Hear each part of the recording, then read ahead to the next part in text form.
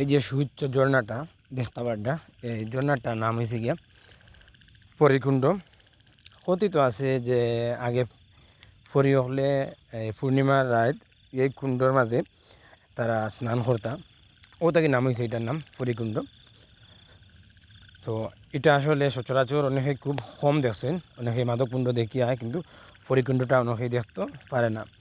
তো আমরা গেছি, যাওয়ার পরে দেখলাম ওই যে আদিবাসী খাসিয়া ছোটো ছোটো বাচ্চা আছেন, দেখো কতটুকু উপরে তারা ওখান থেকে লাফ দিয়া আবার নিচে পড়ে, কুণ্ডর মাঝে পড়ে। তারার ভিতরে কোনো ডর টর কিছু নেই। ওই দেখো কত উপরে থাকি একটা ফাল দিয়া পড়ছে, তারার ভিতরে কোনো ডর টর কিচ্ছু নাই। তারা ফাল টাল দিয়ে এত সাহস তারা যে পরিকুণ্ডর মাঝে তারা লাফ দিয়া ফড়ে উপরে থাকি। ও আর একটা আছে কতটুকু উপরে, ওখান থেকে এবার ফল বইটা ফাল দিয়া বাঁচাও। ও আর একটা খাড়া ফাড় বইয়া উঠি যার, এত সাহস এই বাচ্চাগুলার। তো আসলে খুবই সুন্দর মনোমুগ্ধকর পরিবেশ,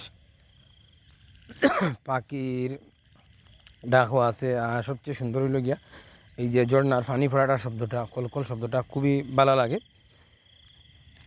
এই আছেন আরও দুইটা আছেন উপরে, উপরে একটা এই কত উপরে থাকি পড়ছে ফাল দিয়ে।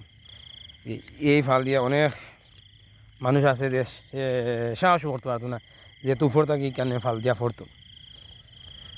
তো এটা দেখা পরে আসলে খুবই শান্তি লাগছে যে এত সুন্দর একটা ঝর্ণা সচরাচর অনেকের খুব কম দেখা হয়েছে। তো পরিকুণ্ডটা